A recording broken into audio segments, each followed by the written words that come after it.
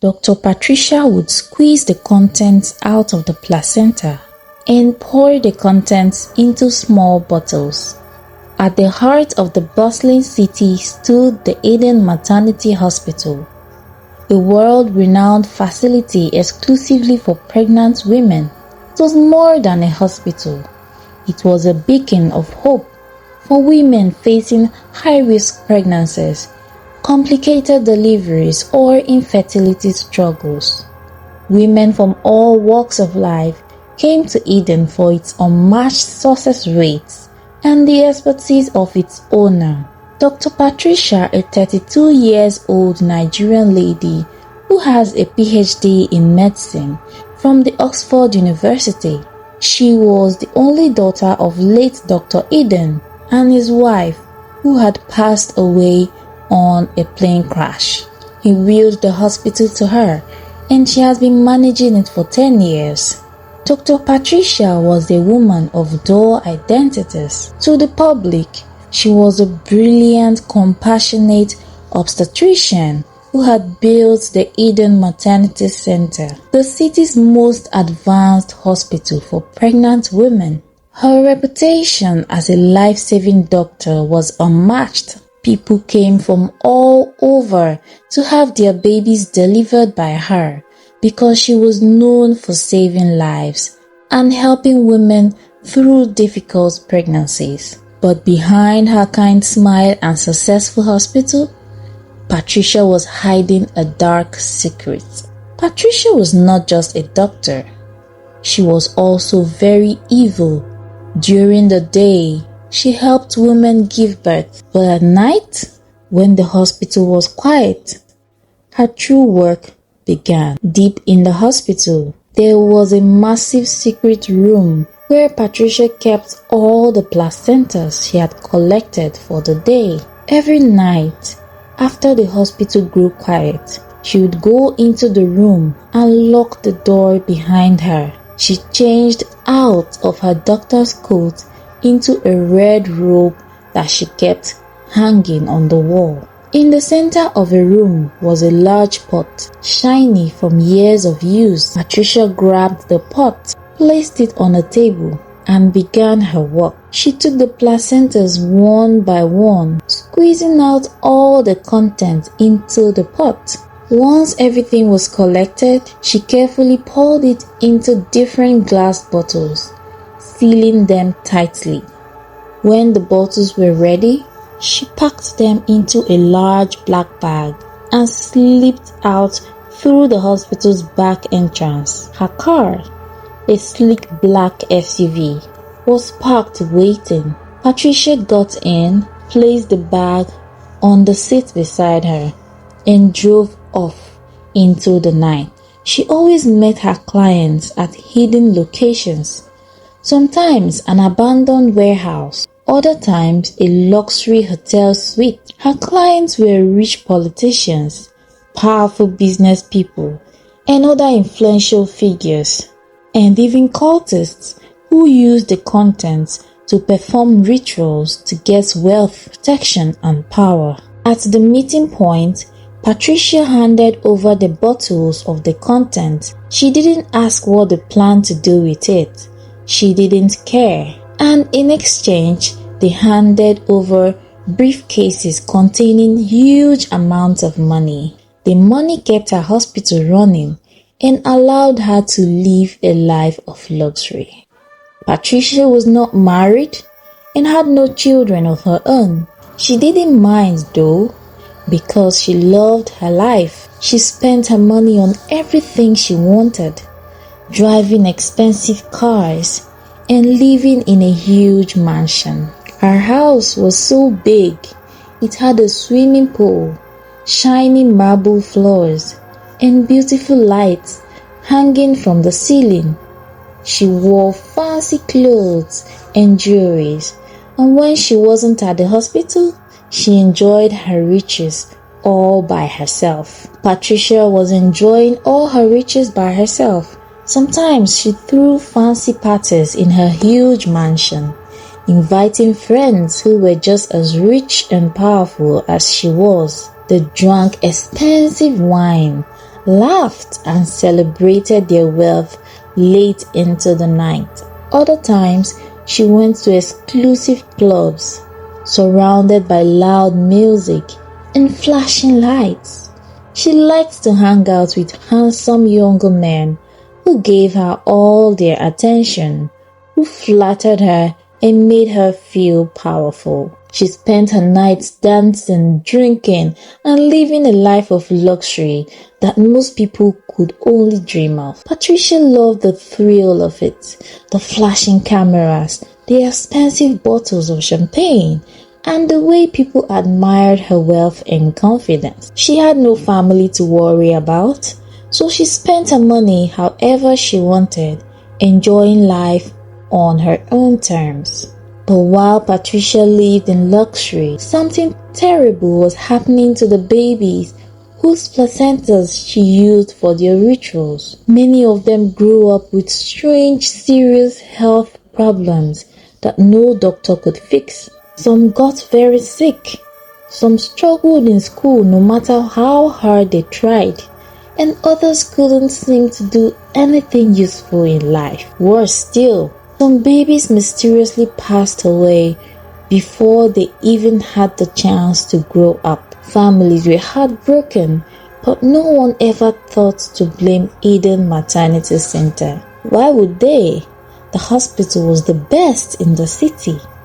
It had the latest equipment, skilled nurses and doctors, and comfortable rooms that felt more like a hotel than a hospital. Even though it was so nice, it wasn't too expensive, so women from all walks of life came to have their babies there. Every day, the waiting rooms were packed with pregnant women, excited to meet their babies. They chatted happily, trusting that they were in the safest place possible.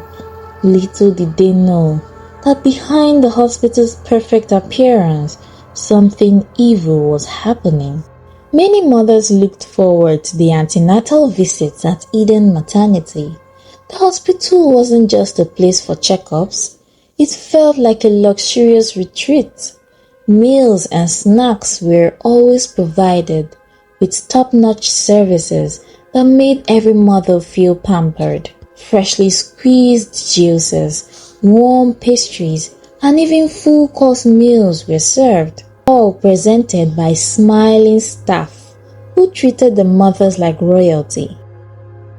The special touch made the hospital feel like a 5-star hotel, and word quickly spread among pregnant women in the city. Dr. Patricia made sure every visit was warm and welcoming. She was full of smiles, always joking and teasing the mothers. "Ah, my latest mommy, you are glowing today, look at you," she would say, making them feel like they were the center of attention. Her friendliness, paired with the hospital's comfort and care, made it impossible for anyone not to trust her. When it came time for delivery, Dr. Patricia would use her charm to convince most of the mothers to leave their placentas behind.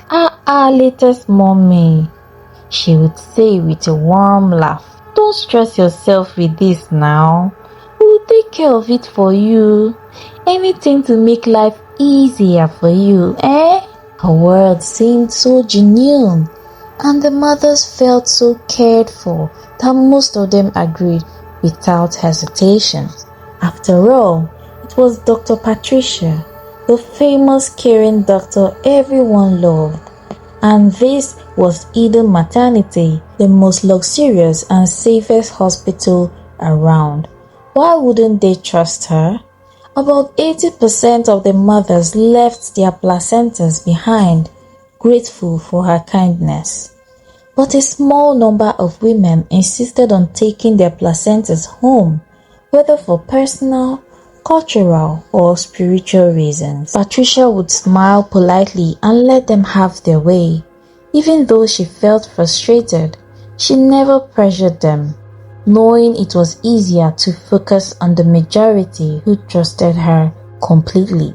The combination of the hospital's excellent services, delicious meals, and Patricia's charm kept pregnant women coming back. They believed they were in the best hands, unaware that their trust was fueling something dark and sinister hidden behind the Eden's maternity perfect reputation. This continued until an elderly matron, Nurse Dada, began to suspect Dr. Patricia.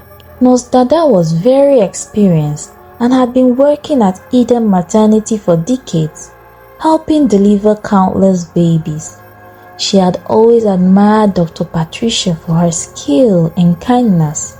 Over time, she started to notice strange things. Dr. Patricia always insisted on handling the discarded placentas herself. "Don't worry, I'll take care of it," she would say, quickly grabbing the placentas and walking away before anyone could ask questions. At first, Nurse Dada didn't think much of it, but then one day, she saw Dr. Patricia carrying a black bag filled with placentas towards a strange, unmarked room in the hospital. Nurse Dada tried to peek inside, but the door was tightly locked. Something about it didn't sit right with her. Why was Dr. Patricia so secretive about this room? Nurse Dada decided to pay attention and noticed that Dr. Patricia always uses a specific key to unlock the door. One fateful night, while Dr. Patricia and few other doctors were performing an emergency C-section, Nurse Dada saw her chance. Patricia had left her office in a hurry, leaving her bag behind. Nurse Dada slipped into her office, rummaged through the bag, and found the key. Heart pounding, she quietly walked to the strange room, looking around to make sure no one caught her. She slid the key into the lock, turned it, and pushed the door open. What she saw left her frozen in shock and fear. The room was dimly lit, with dozens of placenta hanging from hooks on the wall. A large pot stood in the middle of the room, filled with thick, dark red content. It was clear that Dr. Patricia had been squeezing the content from the placenta, and she had only stopped because of the emergency surgery. Nurse Dada screamed, her voice echoing in the empty hallway. With shaky hands, she pulled out her phone and took pictures and videos of the room, the placentas, and the content-filled pot. She knew she needed evidence. Without wasting another second, she ran out of the room, clutching her phone tightly. She didn't know what she was going to do, but one thing was certain. Dr. Patricia's dark secrets could no longer remain hidden. The next morning, Nurse Dada wasted no time. She went straight to the police station, clutching her phone with all the evidence she had gathered. She showed the officers the videos and pictures of the strange room, the placentas hanging on the wall, and the pot containing the content. The officers were shocked and acted immediately. Within minutes, police officers swarmed Eden Maternity. Dr. Patricia was in her office when they arrived. At first, she was confused when they confronted her, but her expression quickly changed when they revealed the evidence Nurse Dada had handed over. The pictures and the videos left no room for excuses. She was charged and arrested on the spot. The police demanded that she reveal who she was selling the contents to, and after hours of investigation and interrogation, Dr. Patricia finally gave up the names of the powerful politicians and clients involved in the scheme. One by one, the politicians and other buyers were tracked down and arrested, their secrets exposed to the world. Eden Maternity was never the same again. News of Dr. Patricia's dark deeds spread like wildfire worldwide. Mothers who had trusted her wept in regret, horrified that they had unknowingly allowed their babies' placentas to be used for such evil. On the other hand, the few mothers who had insisted on taking their placentas home breathed sighs of relief, thankful that they hadn't fallen for Patricia's convincing words. The hospital, once the most trusted and celebrated maternity center in the city, was shut down indefinitely. The bright walls and luxurious rooms became empty and silent, a shadow of the bustling place it used to be. Many mothers learnt a painful lesson. Sometimes, things that seem too perfect can hide the darkest secrets. As for Nurse Dada, though she had exposed the truth, the memories of what she had seen stayed with her. She hoped that by bringing Dr. Patricia to justice, no other innocent child would have to suffer again. The moral lesson of this story is that greed destroys lives, as it led to Dr. Patricia's downfall and harmed innocent people. Evil deeds cannot stay hidden forever. As the truth always comes out, observing and questioning can uncover hidden wrongs, and trusting your instincts can protect you from harm. Thank you so much for watching. Please like, share, and subscribe to the channel for more. Bye!